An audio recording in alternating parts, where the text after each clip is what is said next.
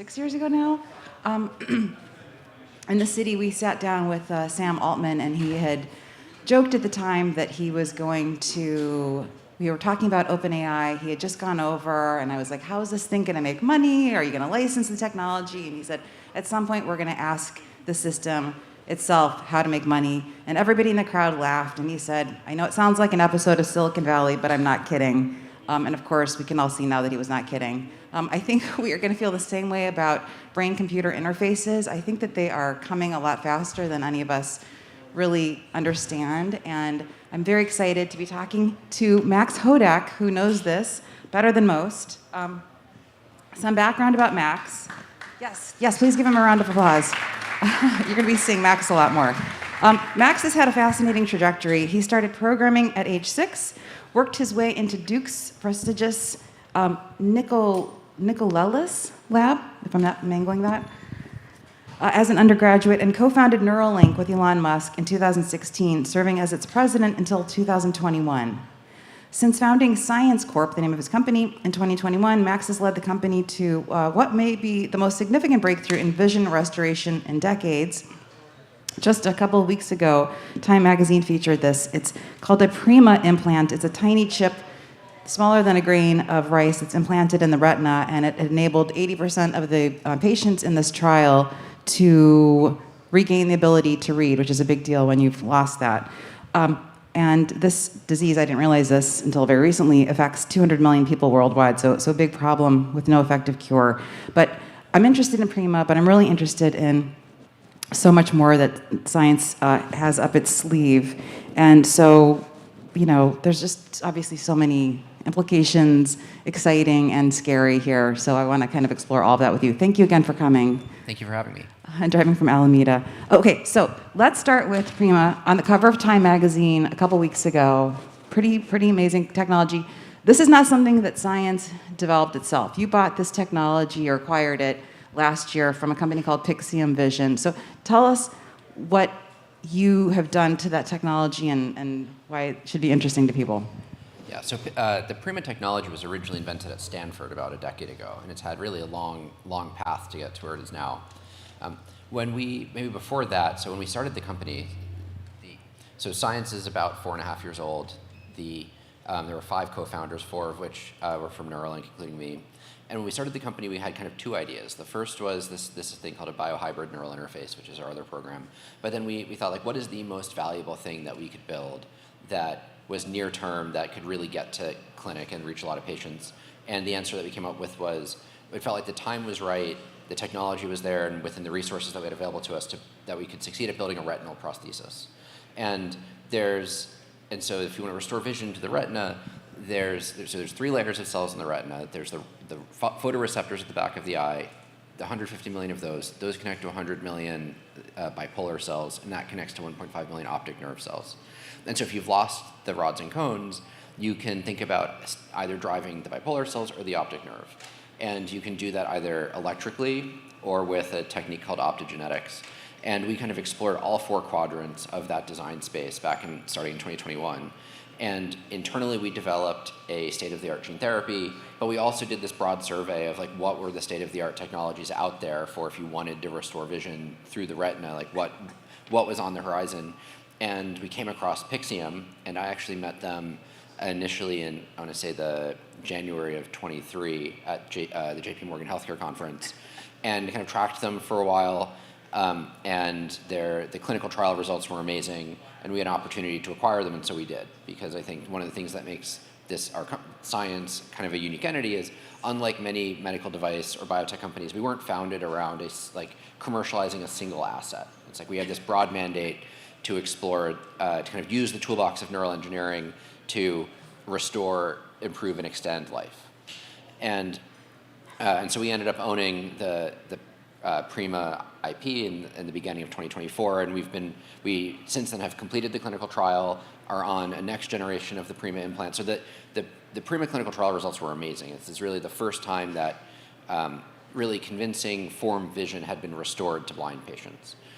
Many companies have tried to stimulate vision into the brain, either through the retina or through cortex or through this other part of the brain. And people have gotten these diffuse flashes of light called phosphenes, but phosphenes the brain doesn't assemble those into a whole. And so like a decade ago, there was a company called Second Sight that had a retinal stimulator that targeted that last layer of cells, the optic nerve cells. And after that 100x compression from the 100 million rods and cones to the 1.5 million optic nerve cells, and they got these flashes of light that if a patient like stared at it, they'd say like, oh, there's like light flashes here, there's flashes here, and here. It's like that must be an A. And the next one is like there's like lines here and it's connected, that's an H. But they couldn't like intuitively read this off because the brain didn't assemble it together into what we call form vision. And so the Prima clinical trial was really the first time that form vision has been restored to patients that can't recognize faces and can't read. And so that is like an amazing result that tells us that we're on the right path. But it's a 2 millimeter by 2 millimeter implant, so they're looking through kind of a small field of view, and the electrodes are 0.1 millimeters by 0.1 millimeters, and so you kind of get a couple letters at a time. And so the next step is to make the chip bigger so we can cover a larger field of view, and the electrode smaller so you can see more simultaneous detail. And those chips are in development since in the last year and a half. We're on 2 next generation versions of that chip. Also, the glasses, the wearable from Pixium was pretty bulky, and so we've miniaturized that into an all-in-one wearable that patients can really have by their bedside. And so we're continuing to refine the technology. So yeah, right now it looks pretty crude. There's a big headset you've got to wear, and you've got to lug around a 2-pound battery, which is going to, I guess, eventually be part of the headset. Yeah. But I guess in terms of this specifically, you could commercialize it in a way that Pixium perhaps could not. Because you said they were already in clinical trials, which is kind of an interesting time to sell the company. Yeah, I mean, part of this is an object lesson in like corporate jurisdiction and form. So they were publicly traded in France, which is just like not the right way. I would not recommend that as a life experience. And so certainly like being a Silicon Valley company with able to raise the kind of money that we have, and that just the way that we approach it is a little bit different. And so I think we were probably better placed to commercialize it. And so I mean, there was still a year of work after we acquired Pixium to actually get to the point where we were submitting for market approval. Like there was still a lot of more work there. But back in June of this year, we've submitted for marketing approval in Europe. Hope to have that next summer where we'll be able to start selling it to patients. And we're working with the FDA, although there's some questions on exactly the timeline for that. But something like 38 patients have gone through this process? A little less than 50, I think 48 patients. Okay. Yeah, and this is going to be the least interesting thing, but how much has Science Corp raised? We've raised about $260 million so far. Okay. And I guess, so we're going to talk to where you want to go, but I guess this is just sort of like an ongoing process of, it's going to take a lot more. Yeah, I mean, this is a capital-intensive project. I mean, the whole thing is. I mean, it costs hundreds of millions of dollars to develop any of these products. So this is a really interesting commercial product, getting science a lot of attention, doesn't have FDA approval yet, hopefully will get approved in Europe. I mean, it's a valuable product. I mean, I know. If you can restore vision to the blind, like 100%. described in the Bible, Yeah. this is an important product. Again, and 200 million people have macular degeneration, which is terrible. But I want to hear a little bit more about the gene therapy that you kind of put on the back burner to focus on Prima and what we can expect there. Yeah, so we knew that Prima was out there, but then internally, so the other way that you could think about doing this is instead of having an implant, you could use a gene therapy to deliver a protein to those intermediate cells, to the bipolar cells, that makes them light sensitive. It allows them to act as photoreceptors. This is an idea called Optogenetics. Optogenetics has been around for 20 years. It's very widely used for neuroscience research. Like if you want to write information into the brain to do neuroscience, like optogenetics is a very common way to do that. But there were drawbacks that made it so that the known opsins, like the proteins that people were using, weren't ideal for actually using this as a product for this type of application. And so earlier this fall, we published a paper where for the last few years, we'd had this AI-driven protein engineering campaign going, and we ended up discovering opsins that were significantly more light sensitive than the prior known ones. So that you could make these cells light sensitive, but you needed a powerful laser pointed into the eye or pointed into the brain to activate it. And we were able to find proteins that not only did they not need a powerful laser, but they were responsive to like indoor office lighting. And so that you could imagine I could eventually, that hasn't gone through clinical trials yet, so that still has a ways to go. But if that's successful, you could imagine it's kind of like, instead of Prima, you have an electrode in every cell, so it's kind of the highest resolution it possibly could be, and you might not even need a wearable, because it could just be responsive to regular lighting. And this is something that you would just inject into the eye. Yeah, exactly. So, I mean, just so we have a sense of how far along you are, it's, like FDA trials in a couple of years. Are you testing this on? Yeah, so it's in animal studies right now. I'm optimistic that we'll dose our first human subjects with the gene therapy by the end of next year. I guess. And then after that, it would probably take 2 or 3 years to run a trial. And when you're conducting tests like this, I mean, what is the danger? Obviously you're going to have people who have, and this is not for macular degeneration, this is for other rare eye diseases, is that correct? I mean, it could be for macular degeneration. Probably the first one that we would study is a disease called retinitis pigmentosa. But I like to compare, we think of ourselves largely as a neural engineering company. And if you compare kind of like the drug discovery toolbox to the neural engineering toolbox, the drug discovery toolbox is there's something that's molecularly that's gone wrong, and we can make a drug that will hit that pathway or that whatever's gone wrong in those cells to try to fix it. But there are so many different molecular reasons why these cells fail that's been, and it's just as hard to do that. Whereas the neural engineering perspective is, I don't really care why your photoreceptors died. I care that I can get the information back into this information processing organ, and so it could work for any reason that you've lost the rods and cones. Like, could be RP, could be macular degeneration, could be Stargardt's disease, could be diabetic retinopathy. But in practice, you study these one at a time. Is there anybody else working on this, making the same discoveries that you have, trying to get information into that part of the eye? Or you have patents that would prevent them from doing that, or? Yeah, so there's 5 to 10 companies working on optogenetic gene therapies in the eye. The eye is a really ideal place to do this type of gene therapy work because it's kind of left alone by the immune system, and there's some considerations that if you did this in other parts of the body, that cell starts expressing a protein that the immune system says, like, I don't recognize that thing, like, kill it. And that doesn't happen in the eye. Like, this is like why sensory neural hearing loss is much more common than autoimmune blindness, because evolution learned a long time ago that if you overreact in the eye, like, this is really bad, don't do that. But there's a bunch of other companies that are working on it, but they are either targeting, we think, like the wrong cell layer, or their proteins just aren't as good as ours. They're not as fast, they're not as sensitive. And so the proteins that we're actually using are the state of the art. And so I asked you what could go wrong. It sounds like, would you say not much, because you're dealing with people who've lost their sight entirely, and you're saying this can't, there aren't necessarily other ramifications? This is like, every single time you run a clinical trial, you learn something surprising. And so I want to be very careful about that. It is relatively difficult to take someone who's totally blind and make them worse. It is not impossible. But certainly in practice, these things have been very benign. Like, there haven't been the safety profile of both Prima as well as the other groups that have put these types of gene therapies in humans have been very, very benign. But I will tell you that the experience of dosing a human with a new drug for the first time, where me as CEO, I just sit there for 2 weeks wondering, waiting. What's going to happen? That experience sucks. Yeah. What have you been dosed with?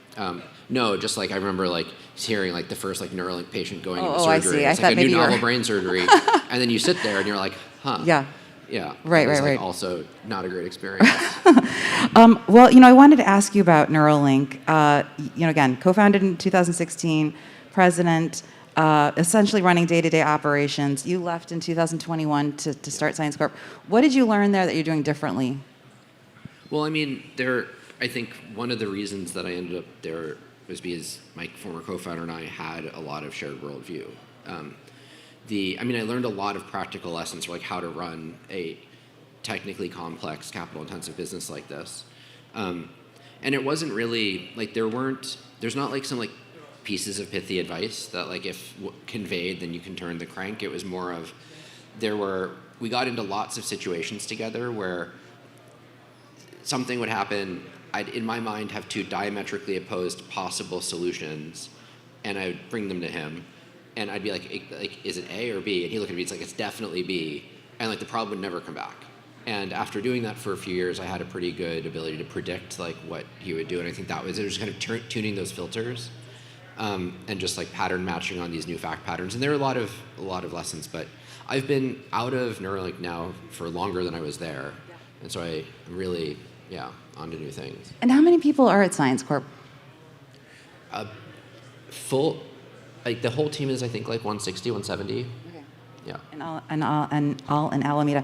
Well, so you said you share Elon Musk's sort of view on brain-computer interfaces. And so one thing that he believes is that they're necessary to compete with AI. And this is where I think like all the stuff that's coming is pretty fascinating, and we all need to sort of be a little bit more attuned to. He thinks that humans need to merge with AI to remain relevant. You understand AI deeply. Do you agree? Yeah. So I mean, so when we started the company, I think I came to it from a different perspective, but that is one that I've come to appreciate a lot more. And so that, I definitely think there's something to that, but that is not my main motivating force for why this is. And I actually think that there's this idea that brain-computer interfaces are an AI-adjacent story, and I actually think that that's wrong. I think that BCI is actually a longevity-adjacent story. So the brain does two things. The brain is intelligent and it's conscious. And we know that intelligence is what we call substrate independent because you get it in both brains and GPUs. And the end of the artificial intelligence quest is to develop substrate independent superintelligence. And I think like they're on the path of that. But the end of the brain-computer interface quest, I think, is actually conscious machines. It's to understand like the physics of like how does that consciousness arise in our brains? What are the underlying physics that make that possible? And how can we replicate that in engineered systems? And one of the challenges with studying consciousness is that you can't do it by looking at behavior. In order, if you have a theory, ultimately to prove that it's right, you have to see it for yourself. And that will require these big brain-computer interfaces.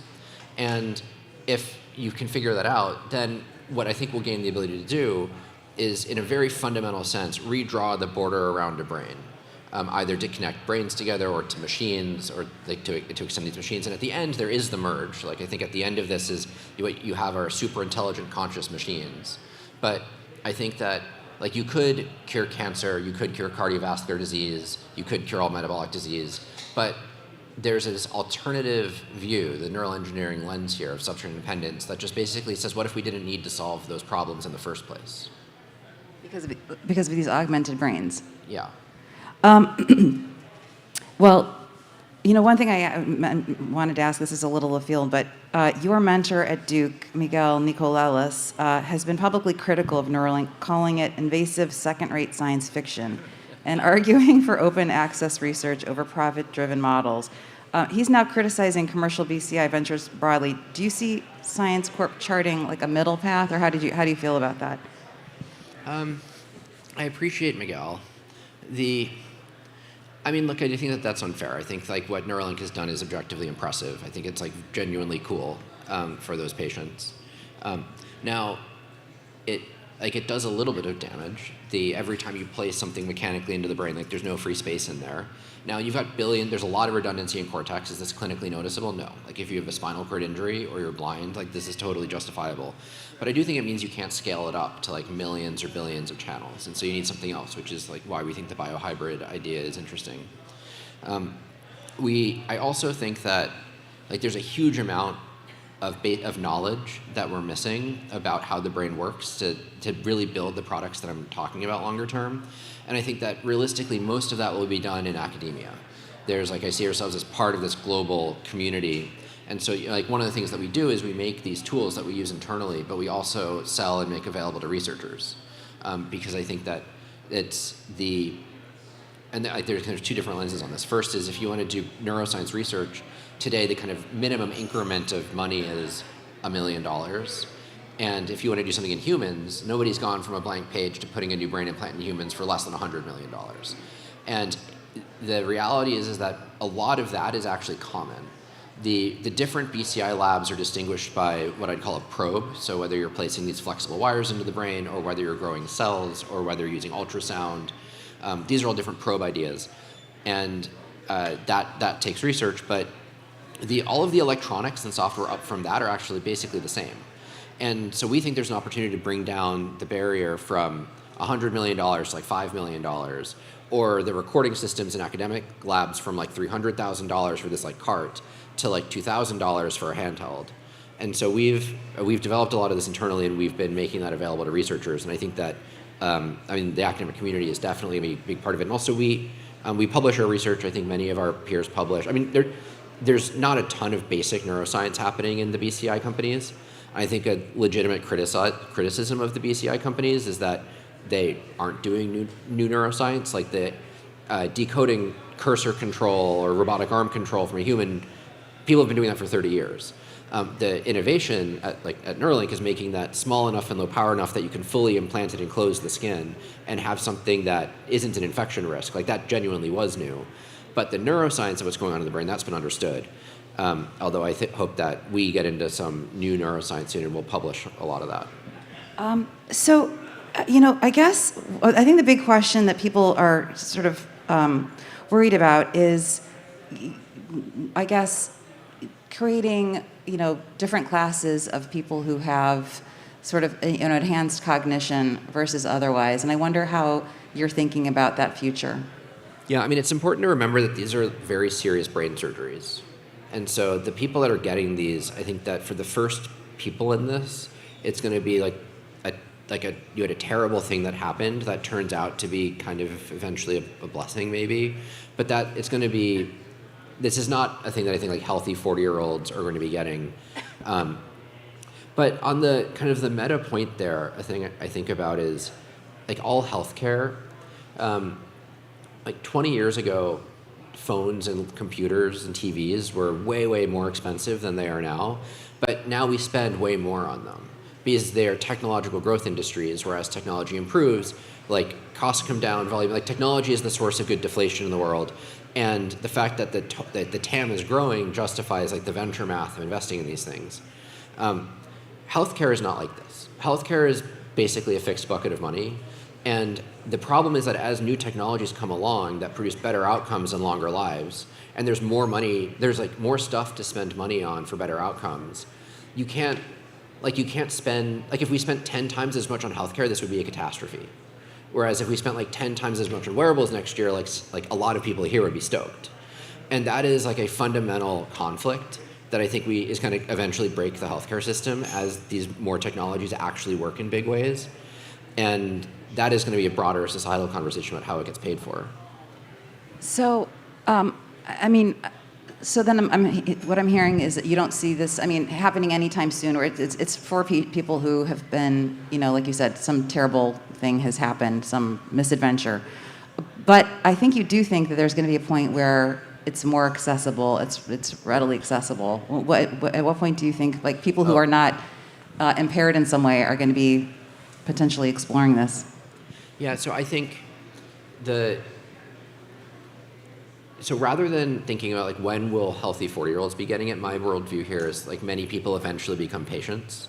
Like these bodies are great and then they begin to fail, and then many people eventually become patients. And sure, eventually that age will get pushed down, but I think that by 2035, this will be basically available for patients in need.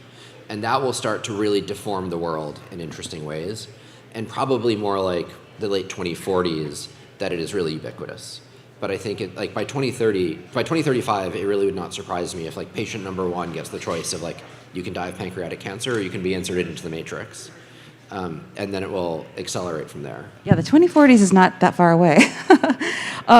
So, is there any way to undo this? So say somebody has this, again, we're talking well into the future, but somebody undergoes a procedure, they have this cognitive, sort of enhancement, and then they decide at some point, for some reason, maybe it's, not growing in the same way that they were hoping it would. Actually, if you could explain that possibility, but also, will there be ways to sort of undo this based on your learnings? So for all of our devices, the different companies have different architectures, but for all of our devices, there are no implanted batteries. And so if you take off the wearable, it shuts down. And then it should be safe to leave it there. Some of these are more explantable than others. for our biohybrid neural interfaces, so the idea there is instead of placing a thing physically into the brain, like placing wires in the brain, what we do are grow up these heavily engineered biological neurons, these stem cell derived neurons. We embed them in the device and then engraft in the wet side. So those cells grow new kind of inputs and outputs, axons and dendrites into the brain and form new biological connections. But the device itself just stays on the surface. And so it does this in a perfectly biocompatible way because the brain isn't really just a bunch of neurons. And in that, one of the things that we edit into these engineered neurons is a kill switch. So you can take basically a vitamin, kind of an FDA-approved thing that you wouldn't otherwise take. And if you take that, the cells will die. And so there's other safety mechanisms like that are built in. But I mean, in practice, it would be probably safe to leave it, and you would just not use the wearable and have it be powered down and not have a battery. I also was telling you back there that I've been watching this show. Is anybody here watching Pluribus, the Apple TV show? It's so interesting. So it's about this alien form that comes down and this hive mind takes over humanity, and suddenly every sort of bit of knowledge is in the minds of these sort of emptied human bodies, such that like a 12-year-old boy could operate on somebody or fly a plane. You also sort of see a point where there could be like a mass consciousness, which sounds so crazy, but nothing surprises me anymore. So tell me a little bit about that. Yeah, I mean, it's kind of tough to imagine. But yeah, I mean, if you can... So the idea, at the heart of this is this thing called the binding problem, which is the brain is composed of billions of neurons over hundreds of cubic centimeters, and the neural activity that forms your conscious your experience happens over tens of milliseconds. And so the question is how does that spatiotemporally extended neural activity get bound together into your moment? And that's the physics that we're looking for. But if you could do that, then there's a bunch of connections in the brain that make us think that you should be able to add a radio and get binding over the network.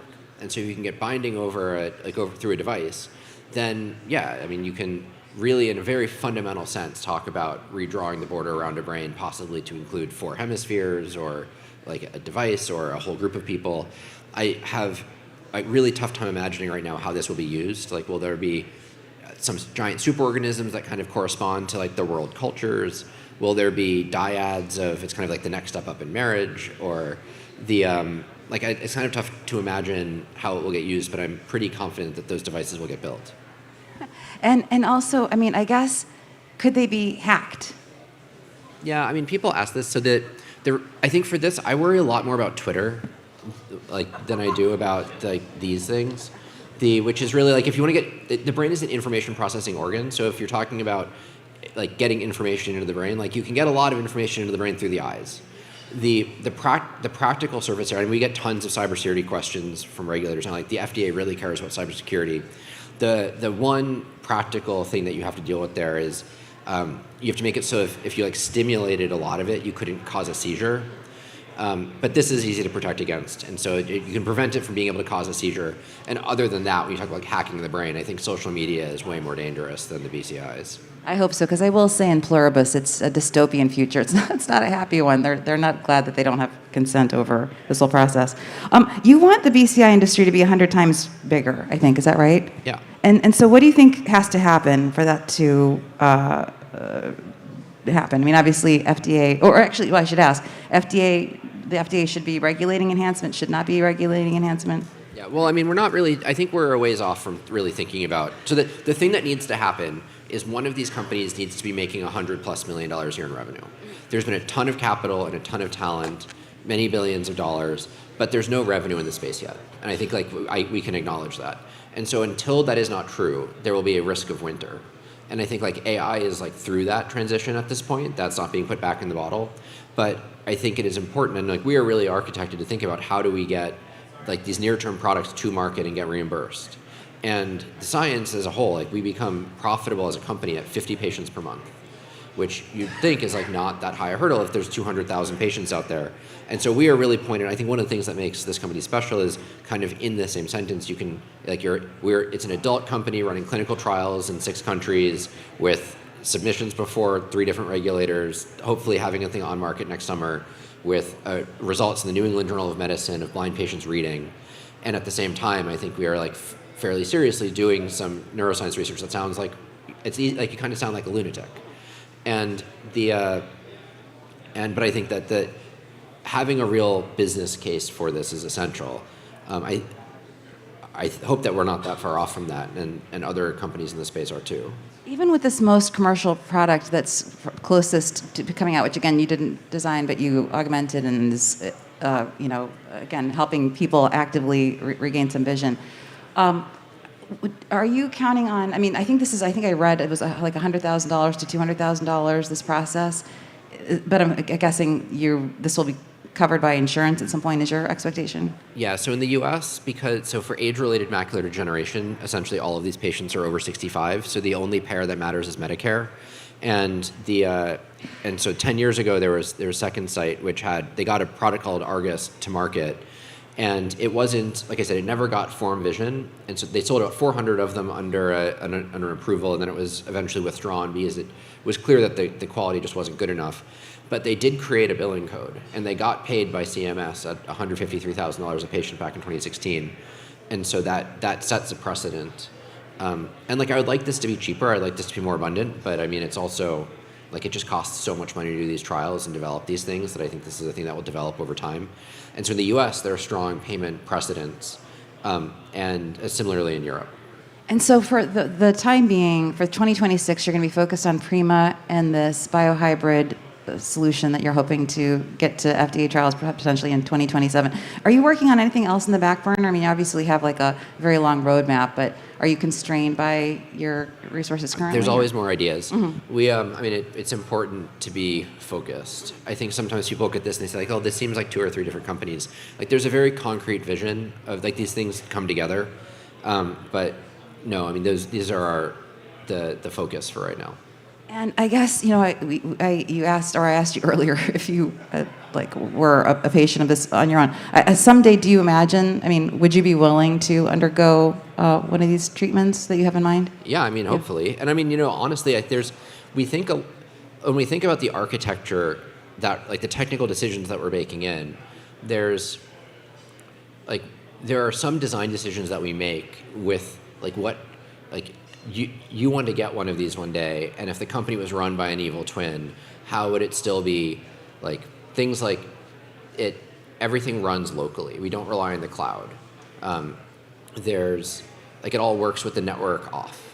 Kind of ways to build in what I think are kind of better business practices that increase patient privacy and control, because I do think about hopefully getting one day. So they're flashing the lights. One other question I wanted to ask, and I'm going to let you go, and I'd love to just learn so much more about what you're doing, but if we get to a point where in the 2040s people are starting to have procedures to enhance their cognition because they can respond faster to things, it gives them an edge. Do you have children? Not yet. You have children in this scenario. Is this something that you would feel that they have to compete in the future? Yeah, I mean, this is a weird question because, I mean, certainly no one's thinking about implanting kids right now, but it is true that implanting peds, they will learn to do, incorporate it into their brain in a way that adults wouldn't. And so that, yeah, I mean, that's still for the future. It's a thing that gets raised because that they would learn to use it so much more effectively, but it's kind of tough to imagine implanting a child right now. Well, listen, Max, it's such a pleasure to meet you. Thank you so much for coming. Guys, thank you for coming out for this. I think we're going to be hearing a lot more about Science Corp in the coming years. Thank you so much. Thanks.